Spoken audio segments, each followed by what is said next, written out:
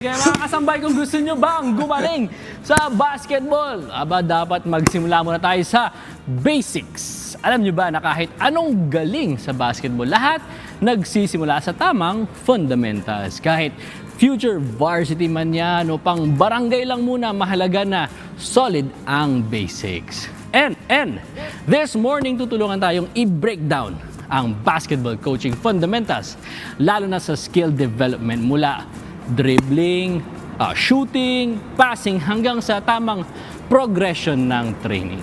Tama, John Broski. Kaya ngayon, kasama natin ang isang coach na matagal nang humuhubog ng players on and off the court. Ayan po ay, siya po ay coach, educator at mentor. Let's all welcome Coach Sherwin Quides. Good morning po, Coach. Good morning, Coach. Good morning, Coach. Welcome po sa Good Morning, Kuya. Good morning po sa Good Morning, Kuya. Sige po, bati po kayo sa ating mga Good morning po kasambahay. sa lahat ng ating mga kasambahay. Yawn. Narito po kami ngayon para i-develop at turuan ang ating mga kasama ng isang fundamentals sa basketball.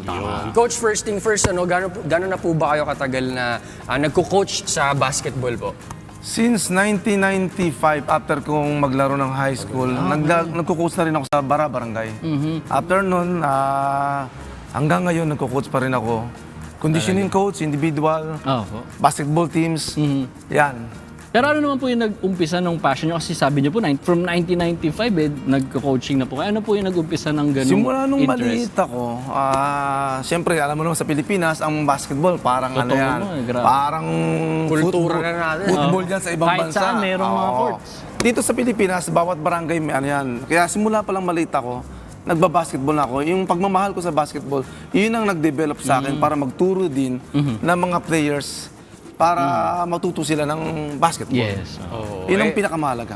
Coach, ito na nga para po sa mga nagsisimula pa lang, no, ano ba yung mga pinaka-importanting skill na dapat matutunan pagdating sa basketball? Tama. Importante yung skills na dapat matutunan. Unang-una, siyempre, yung discipline. Yung Okay. disiplina. Kasi kahit anong galing ng isang player, pag walang disiplina, hindi siya mag-iinsayo, hindi siya mag-focus sa game. Disiplina ang importante. Ikalawa, yung skills kasi, through internet, nakikita mo sa mga Yes, naglalaro na ituturo yan eh. Pwede. Makikita mo yan eh. Pero yung attitude ng isang player, hindi na ituturo yan eh. Nadidevelop sa atin yan. Okay. Magsimula sa atin. And then, yung skills, madali na siyang matutunan, unti-unti. And speaking of, ano po ba yung mga magandang mga traits na kailangan malaman ng ating mga kasambay na aspiring na mga players? Bukod doon sa mag-aral sila ng skills, ano po ba yung mga traits na yun na importante? Siyempre, yung love of the game, importante. Kapag mahal natin ang basketball, siyempre, mahal din natin ang ating sarili, aalagaan natin ang sarili, at siyempre, matututo tayo sa bawat kasama natin, coaches, players, lahat na natututo natin, ma-acquire natin yan eh. Simula umpisa hanggang tayo matuto ng basketball sa maging pro kung hanggat maaari. Ngayon, ang fundamentals ng basketball, Yan. pwede natin simulan yan. Okay, Yun, ngayon sige na. coach. Ano po Kasi- ba yung mga step by step na mga Simpleng basic dribbling lang Basic muna para drills. simple. Okay, dribble, crossover, dribble, crossover. Okay, below the knee, lalong-lalo na kung below the knee? may depensa tayo, always below the knee. Ang Kung may dribbling. depensa ang dribbling. Okay. Kasi mas mahirap siyang sundutan kapag ka below the knee. Okay, try mo natin below the knee. Dribble, dribble, cross. Dribble, dribble, cross. Ayan. Okay, makikita natin, pag nasa likod, mababa, below the knee, mahirap siya sundutan eh. Pero kung above the knee, di-dribble ka, madali siyang itap. Okay? Ayan. Taas pa. Madali siyang itap. Madali Pero pag below the knee, naka-square ka, yan ang kaibahan yan. Kasi kumbaga kung dadepensahan mo, kailangan mababa. Mababa siya. Kasi pag mataas, madali siyang abutin eh. Yun ang yung kaiba niya. Pero hindi naman pwedeng below the knee lagi. Lalo kung walang depensa, okay lang. Okay lang, binababa lang ang Binababa bola. mo lang. Okay. Yun ang kaiba niya. Okay, try. So kailangan mababa, no? Mababa. Okay. Yan. Switch. Okay. Next natin mga kasambahay, punta naman tayo sa passing. Passing. Passing, okay. Try natin. Ito, coach. Okay, simpleng passing. Straight yung elbow, palm out. Okay? Yun pala. Hindi pala Okay. ganyan. Isa yun. Chest pass kung tawagin to. Chest Okay, pass. Chest pass. Okay? Okay. Hanggat maaari ang tama, bro. Sige. Try. Okay? Okay. Isa pa. Uy, ang baba. Okay. Ang tama hanggat maaari Chest sa talaga. chest. Kaya nga tinawag na chest pass. At isa pang dahilan bakit dapat sa dibdib, in case, sige, pasa, in case ma-lose control, Dito. madaling ma-recover ang bola. Yun ang isang dahilan. Bakit sa chest talaga ang tama. Okay. Another one is bounce. Bounce. Okay. Bounce pass. Bounce. Bounce. Okay. Okay. Kung ating mapapansin, pinabounce pass ko, halos ang tama dito pa rin sa chan and sa ganun shoulder. kalakas. Ang isang dahilan, Chest. okay? Isa pa, malus control, pag tama sa katawan, madali siyang i-recover. Okay. Yun na naman ang isang dahilan bakit tatama talaga direkta. And then, magkaiba, ang moving, kailangan forward lagi.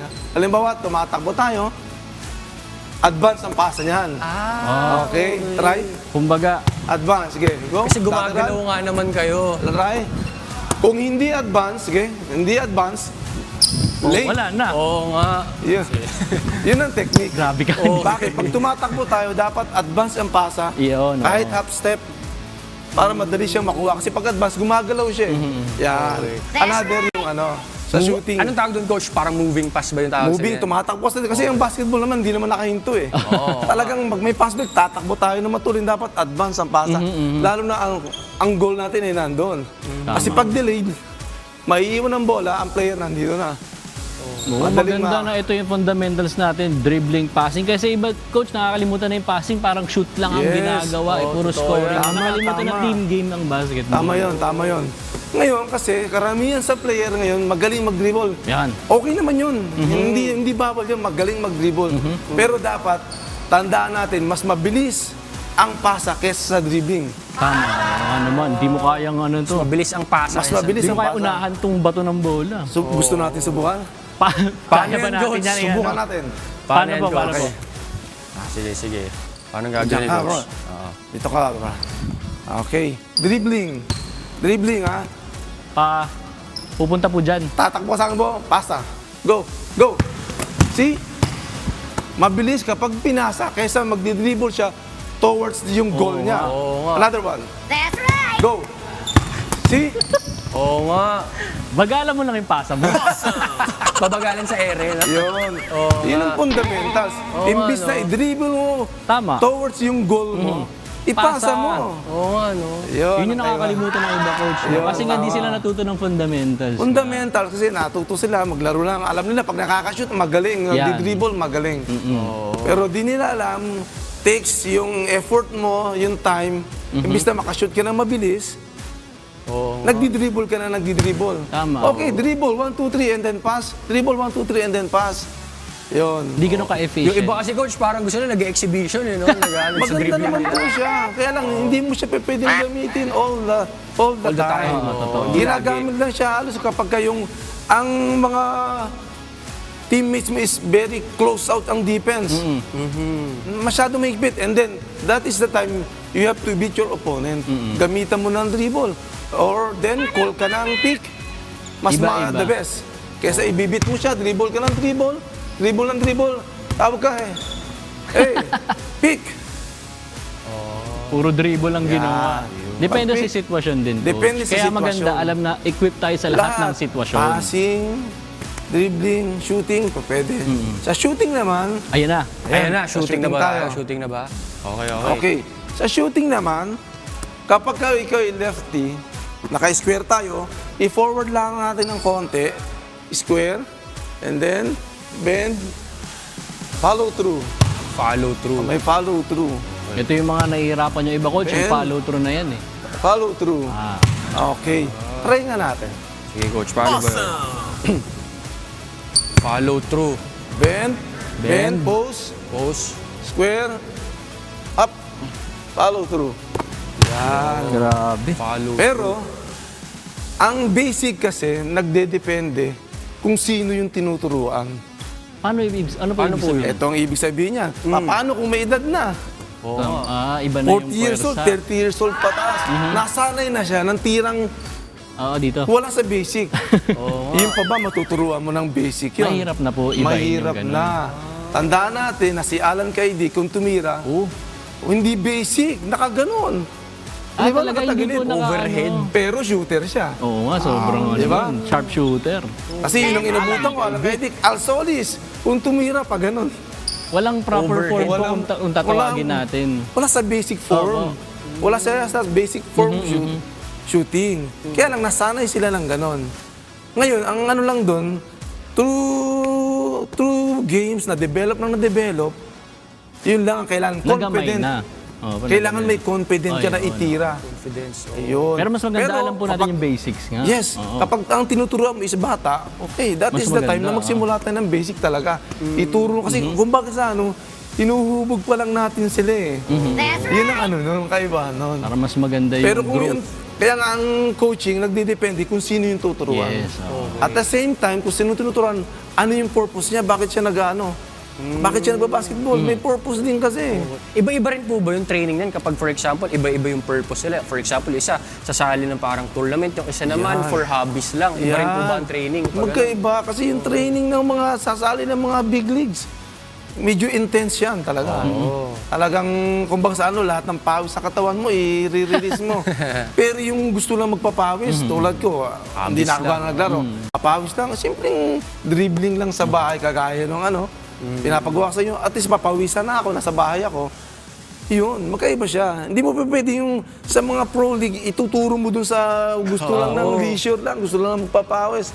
Magkaiba siya. Hindi makakasabay nga. Kawawa naman yung ano. Or di na rin mag-e-enjoy kapag Hindi na rin siya mag-enjoy. Tama. Speaking of enjoyment, yung mga bata na youth development skills natin, dapat ang mga coaches, huwag masyadong intense ang ano. Masyado seryoso sila na parang batas militar minsan. Huwag. Dapat i-enjoy muna ng bata. Kasi doon pa lang nade-develop yung pagmamahal nila sa ano Okay, oo. Kasi baka yung iba doon, yung magulang, hindi, magano ka, sports Basketball ka, Basketball ka. May ganun ang reality, may ganun talaga. Paano mo made-develop kung doon pa lang dadalain mo na? Totoo nga. Mawawala yung ano, hilig niya. Baka imbis na maging basketball training, maging military training ang Tama dating. po. Kaya maraming mga bata ngayon maaga pa lang na-injury.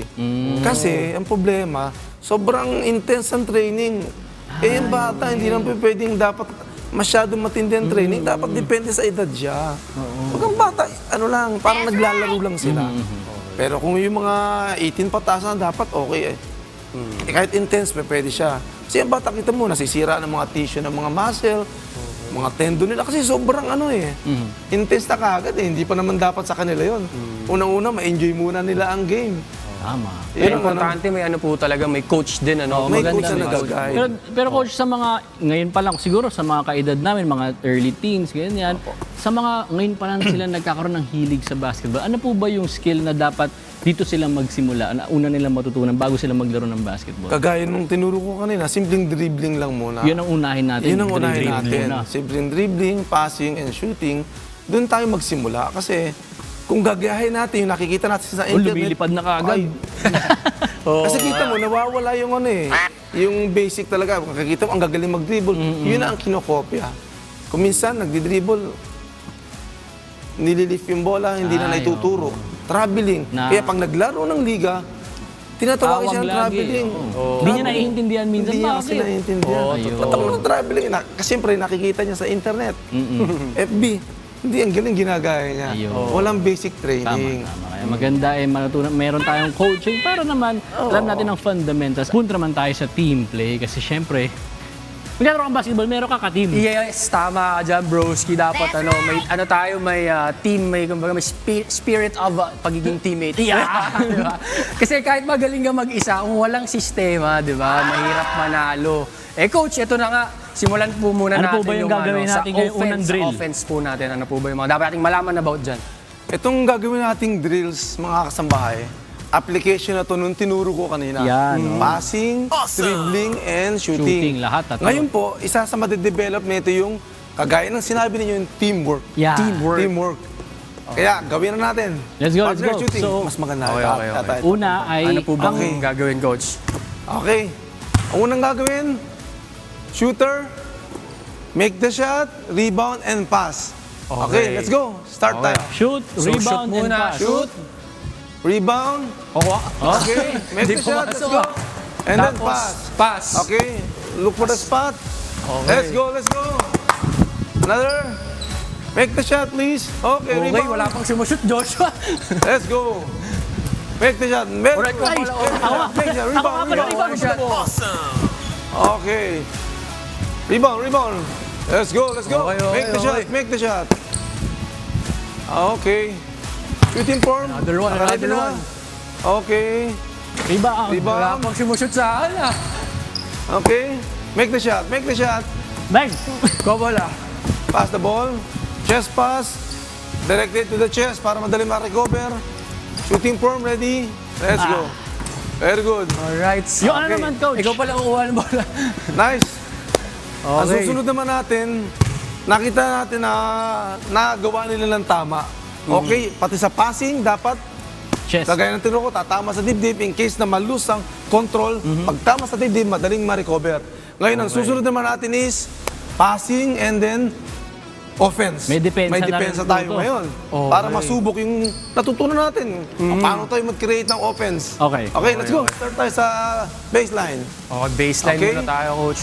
Tapos pasa po to, then... Passing, lateral, passing, chest pass, and then defense and offense. Let's go. Okay. Let's go. Okay. Defense, let's go.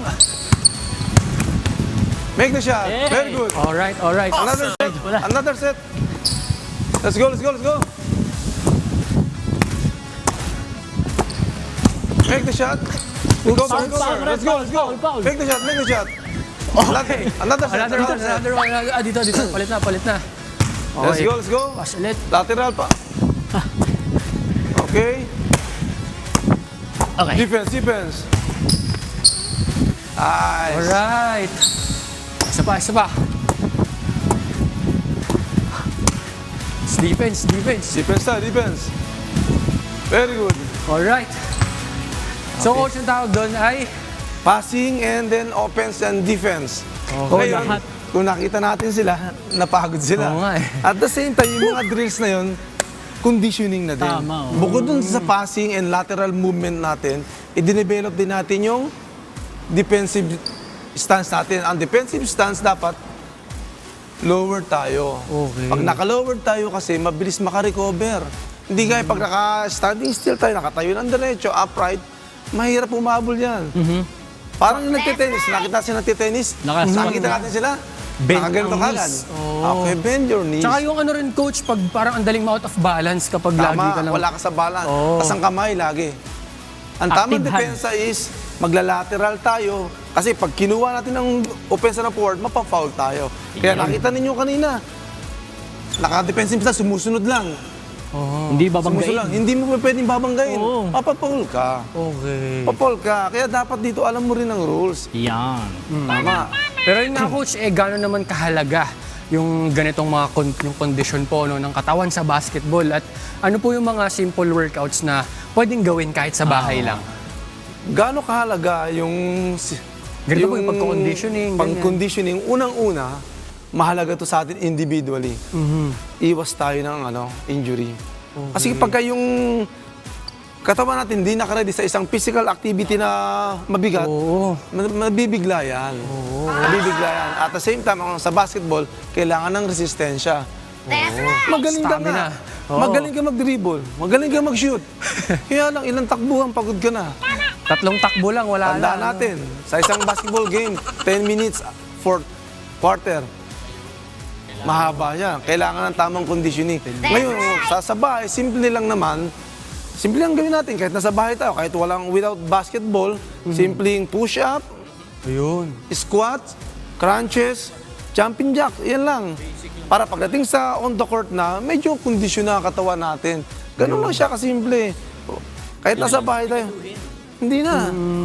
Back to basic nga tayo eh. Okay. Thank you. Salamat, coach. Sure. Siguro, i-enroll yung mga anak nila or sila mismo po gusto magpa-coach sa inyo. Saan po ba sila pwedeng kumontak or mag-text sa inyo? Meron po ba kayo mga contact details? Ano lang, sa FB ko lang. Ayun. Sherwin Kides. Kumontak lang kayo. Ayun. PM lang. Sherwin. Ayun. Once again, maraming salamat po ulit, Coach Sherwin. At marami po tayong natutunan for today about basketball.